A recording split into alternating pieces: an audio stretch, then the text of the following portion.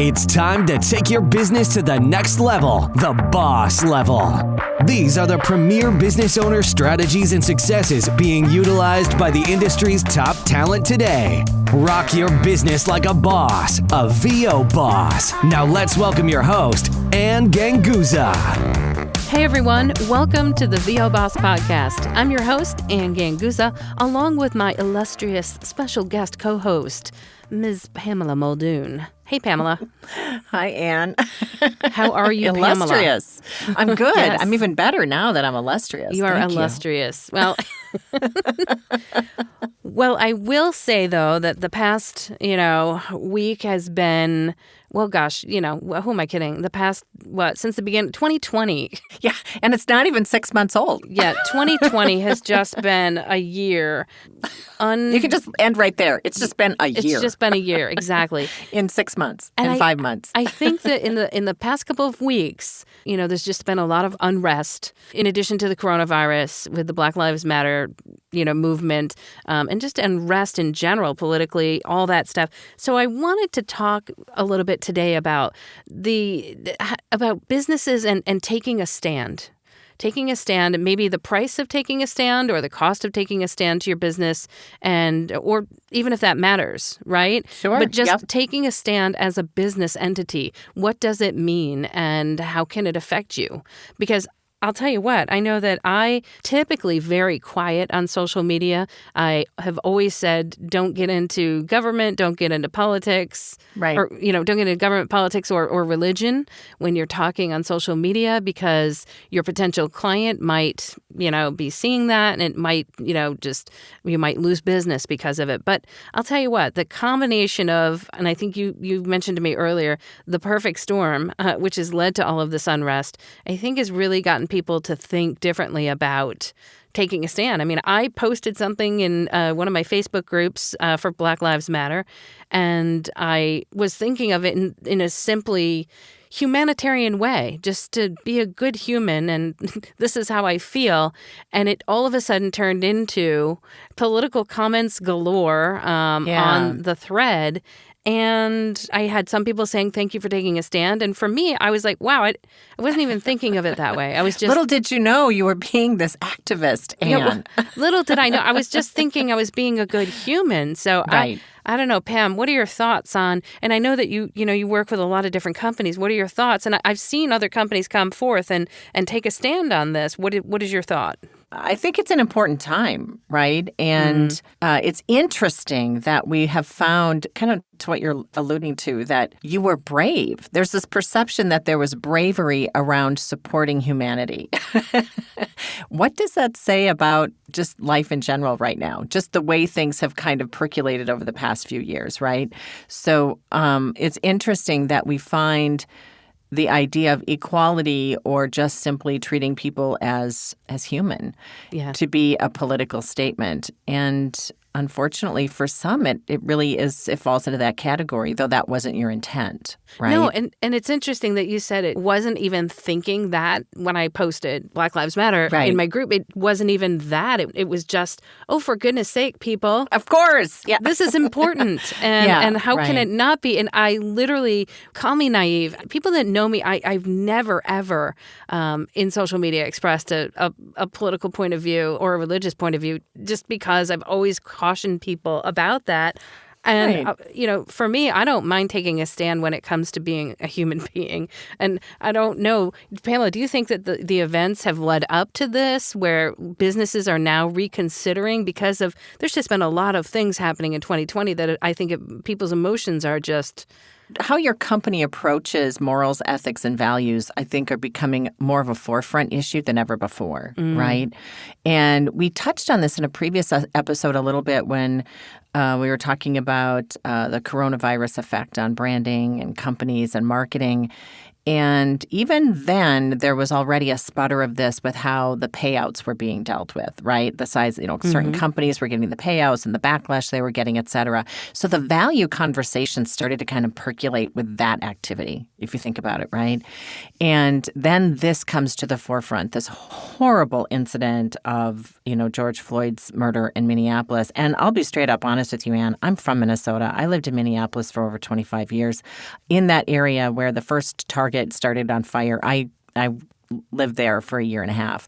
I know that area well, and I've been sitting here in Nevada just for about a week and a half. Just how do I, kind of to your point, how do I get involved? What do I do? What can I say? Where can I make a difference? And this is a tough inner, really looking at yourself moment, right? I also think that regardless of whether you come forward or not, it's just a matter of how do I think we have to look at it personally. Like you said, Ann, right? I personally felt this was of course I support this. This is a movement of equality. And that bleeds over into who you are as a business person, an entrepreneur, business owner, et cetera. And it's important to be okay with that. I really believe that. And, if like attracts like, if we look at that concept of attracting, clients and partners, don't we want to work with clients and partners that also believe in a similar value system and a similar way of life for all humans? I think you bring up a great point there. And I made that point not too long ago that, kind of the like attracts like. And I would hope, first of all, I'm privileged and fortunate that I can take a stand in my business. And so if somebody takes a look at that stand and feels that they don't agree with me or they're not in alignment and they don't want to work with me, I can afford to have that happen in my business. And I don't even necessarily look at it in terms of dollars and cents because I have always looked at my business in the sense where I put out what I want to attract back to me. And so I don't necessarily even have to deal with people that are not going to, or that are going to either have issues with my stance on certain issues or the way that I drive my business. So I don't usually have to encounter it. So I feel very fortunate that is the case. Not everybody is as fortunate as that. It's not like every conversation you have, especially, in the voiceover business, for example, you're applying or you're auditioning for something and it's not like you're filling out a questionnaire of what your values and morals are, right? I mean, these are, it's not necessarily like that. But I think this is a really important opportunity. I don't care if you're an individual, independent, freelance type artist, like a voiceover talent, or if you have an agency, or if you're a production house, or a company that's, large company looking to hire any of our talents. This is an opportunity to really think inward of what is it that we really believe. I have a business coaching background, and one of the areas I used to work with clients is the mission and vision statement process. And maybe this is an opportunity for all of us just to take a step back and really think, what is the vision I want for my business and my company or the work that I do? And to your point, a like attract like kind of concept it'll happen without being worrying about the politics of it, if that makes sense. Is this not the same as, a company with a diversity and inclusivity statement in their, in their mission statement? Is that not something that, businesses do? I mean, that's a thing. They create a mission statement and part of that is, diversity and inclusion, or at least that's the way it's been for the past few years. So is this not just an extension of that? I think in some ways it's an extension, but to our earlier part of the conversation, it was this perfect storm of protest, right? And of course, the 8 minutes, 46 seconds is going to be with us for the rest of our lives. And we all got to see, literally see this play out.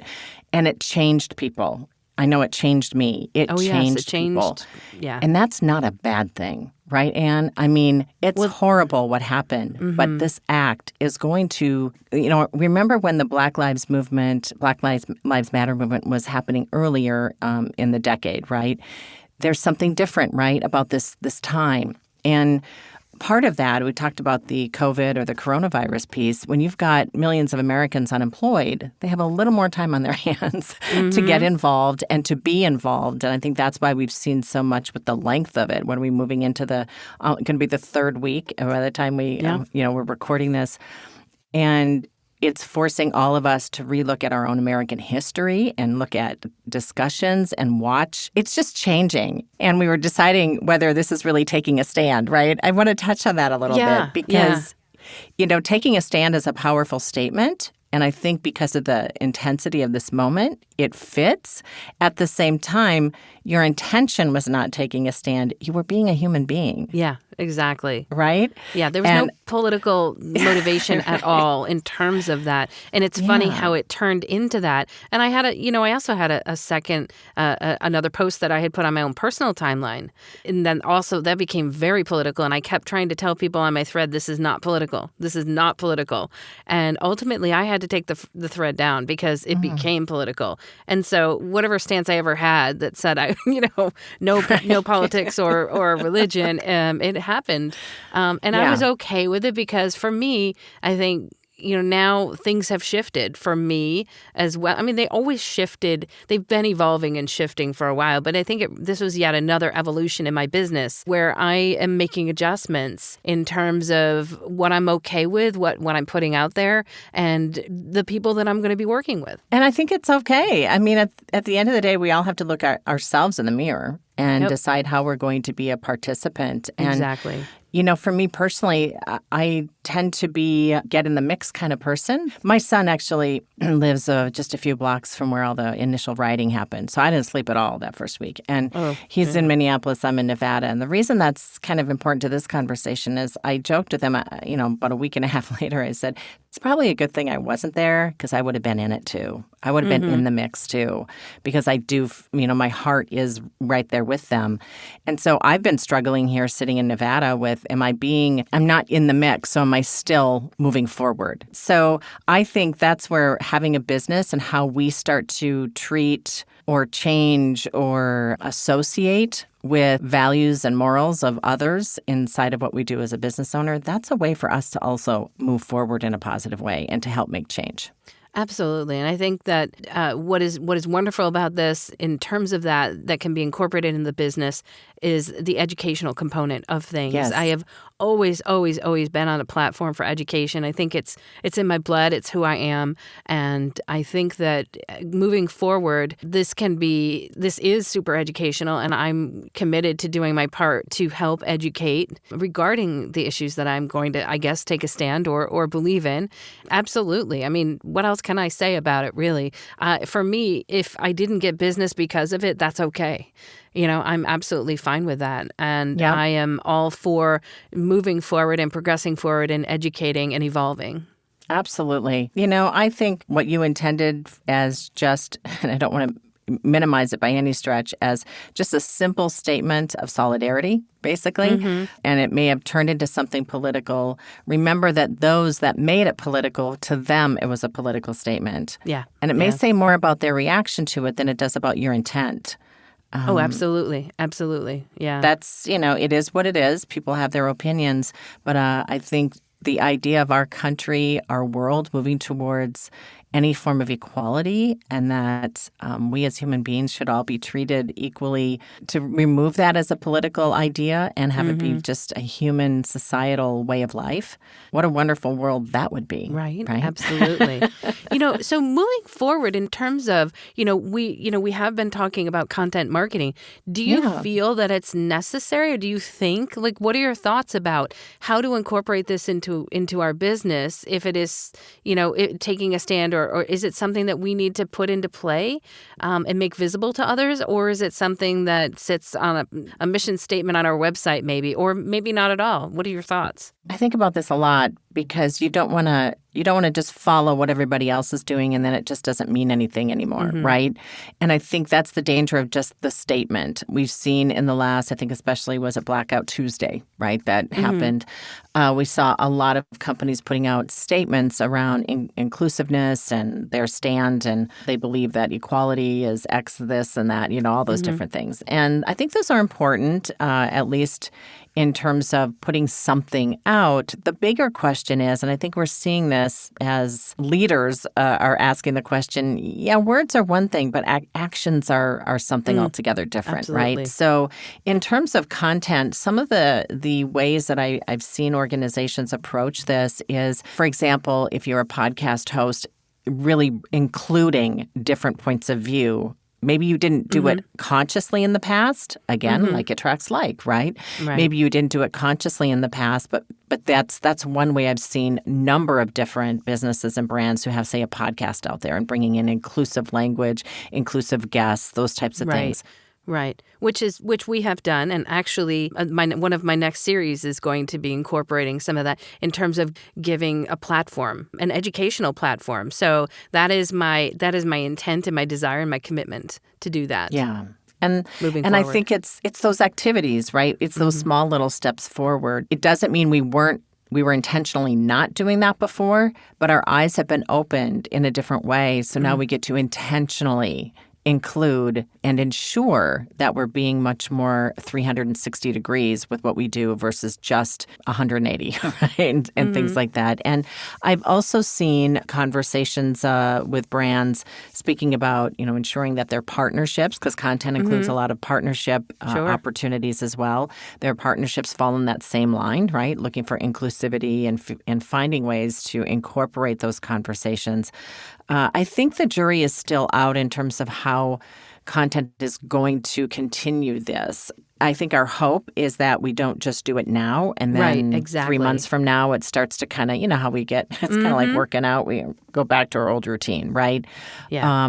It feels different. Yeah. It feels different, so I don't think it will. I'm hopeful in keeping things open, absolutely, for this, because it is, something that I believe in, and I hope that it is something that will move forward for positive change. Absolutely. It's a positive step in the right direction. Yeah. So kudos to you, Anne, for being the activist that you didn't know you were. And it's not even that, really. It's just, I want to say that it's not about me. And again, just trying to be a good human. So I will be putting forth into action as I'm committed to it moving forward. So I think all of us as business owners can make that decision in terms of, is this something that I can incorporate, this stand, this belief, this, mission statement? Is it something that you can incorporate into your business, and will it affect you in a positive or a negative way? I am committed to having it affect me in a positive way.